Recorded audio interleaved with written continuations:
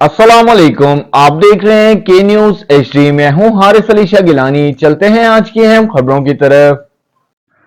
खबरों का सिलसिला आगे बढ़ाते हुए रुख करेंगे उकाड़ा का, जहां से रिपोर्ट कर रहे हैं हमारे नुमाइंदे हाजी मोहम्मद अरशद। एडिशनल सेशन जज रेनाला की अदालत ने कत्ल के मुकदमे में मुलजिम को उम्र कैद और 2 लाख रुपए की सजा सुना दी। एडिशनल सेशन जज की अदालत की जज ने कत्ल के मुकदमे में मुलव्वस मुलजिम अनीस अहमद को जुर्म साबित होने पर उम्र कैद और 2 लाख रुपए जुर्माने की सजा सुनाई है। थाना चूचक पुलिस ने 2021 में मुकदमा नंबर 162/21 में कत्ल के दफात के तहत मुलजिम के खिलाफ मुकदमा दर्ज किया था। अदालत की जानिब से सजा सुनाए जाने के बाद पुलिस ने मुलजिम को गिरफ्तार करके जेल भेज दिया। पुलिस की प्रोफेशनल तफ्तीश, मेहनत और ठोस शहादतों की बदौलत कत्ल के मुकदमे में मुलव्वस मुलजिम पर जुर्म साबित होने पर मुअज़्ज़िज़ अदालत की जानिब से उम्र कैद और 2 लाख रुपए जुर्माने की सजा का हुक्म सुनाया गया।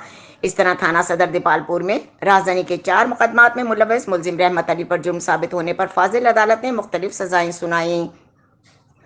थाना सदर दीपालपुर के मुकदमा नंबर 249/20 बजुर्म मुजरिम रहमत अली को 4 साल की कैद और 50,000 रुपए जुर्माना।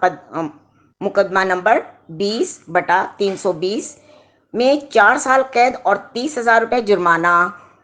मुकदमा नंबर 131/20 बजुर्म 4 साल कैद 20,000 रुपए जुर्माना सुनाया गया।